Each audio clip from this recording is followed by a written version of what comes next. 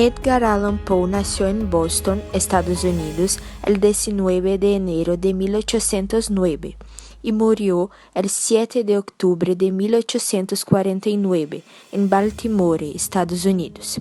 Fue un escritor, crítico, periodista y poeta estadounidense. Es reconocido como uno de los padres del cuento moderno, así como el creador del género policial. Además, fue un gran escritor tanto de ciencia ficción como de obras de terror. El padre de Edgar murió un año después de que naciera, y su madre, Elizabeth, murió un año después, en 1811. Dado que su hermano mayor ya estaba siendo cuidado por sus abuelos, Edgar y su hermana Rosalie fueron adoptados por dos familias vecinas en Richmond, el uno por los Allan y la otra por los Mackenzie.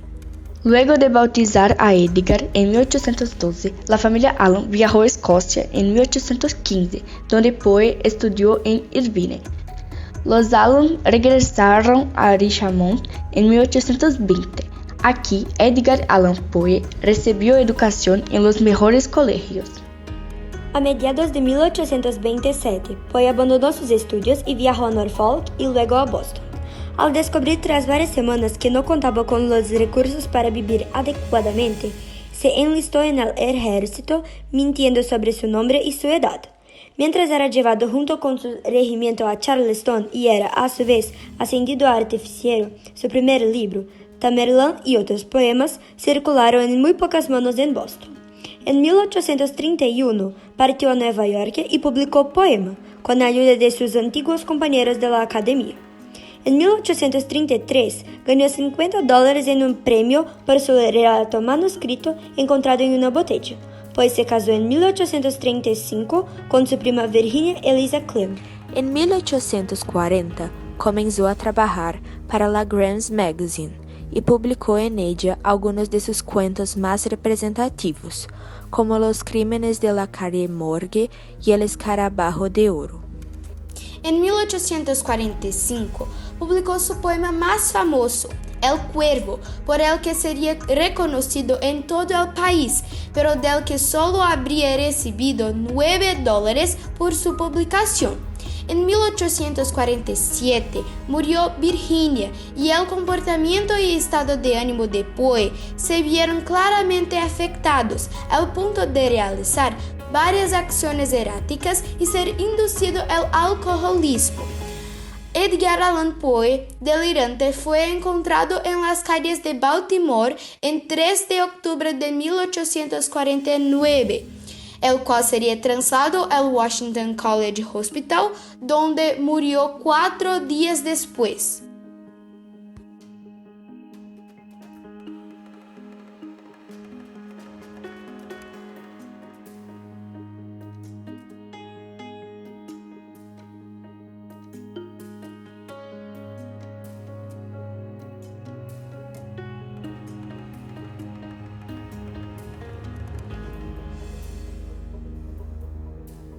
El castillo en el cual mi criado se le había ocurrido penetrar a la fuerza en vez de permitirme, malhadamente herido como estaba, de pasar una noche al ras, era uno de sus edificios mezcla de grandeza y de melancolía. Según toda apariencia, el castillo había sido recientemente abandonado, aunque temporariamente. Nos instalamos en una de las habitaciones más pequeñas y menos suntuosamente amuebladas. Su decorado era rico, pero antiguo y sumamente deteriorado. Los muros estaban cubiertos de tapicerías y adornados con numerosos trofeos heráldicos de toda clase, y de ellos pendían un número verdaderamente prodigioso de pinturas modernas, ricas de estilo, encerradas en sendos marcos dorados, de gusto arabesco. Me produjeron profundo interés, y quizá mi incipiente delirio fue la causa.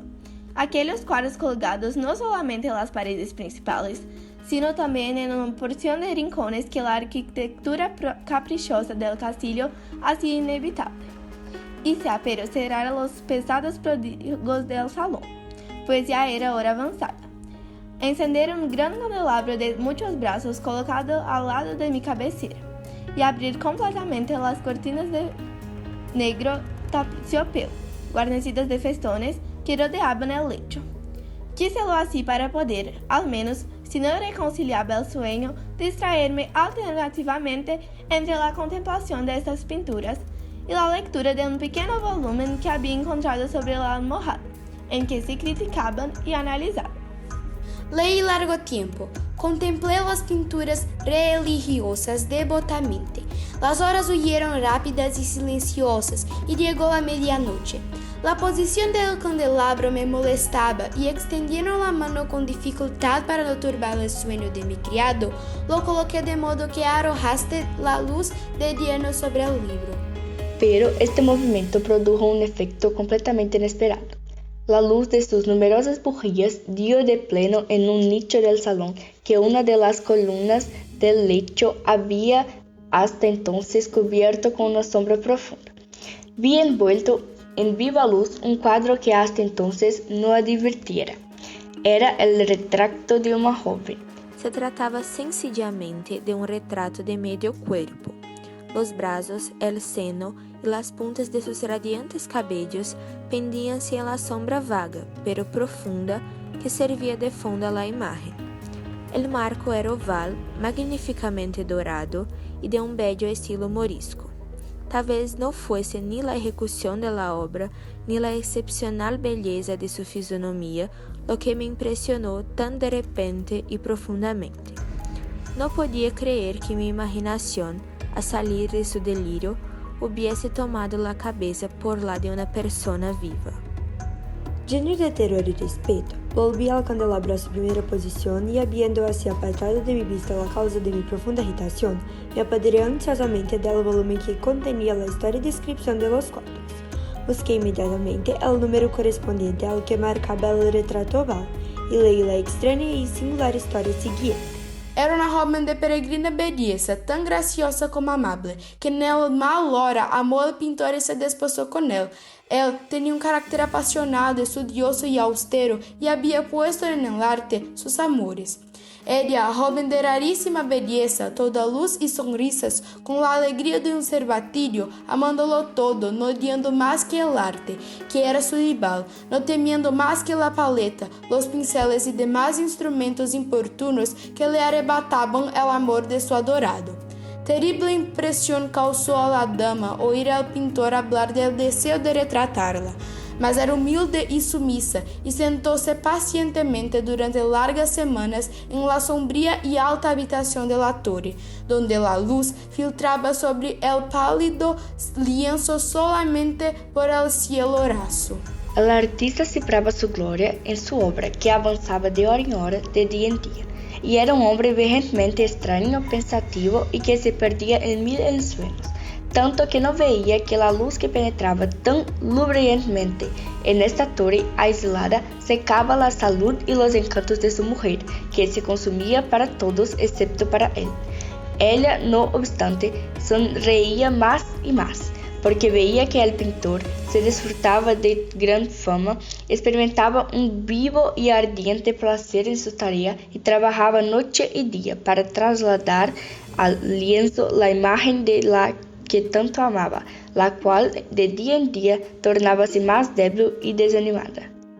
Al fin, cuando el trabajo tocaba su término, no se permitió a nadie entrar en la torre, porque el pintor había llegado a enloquecer por el ardor con que tomaba su trabajo y levantaba los ojos raras veces del lienzo, ni aún para mirar el rostro de su esposa.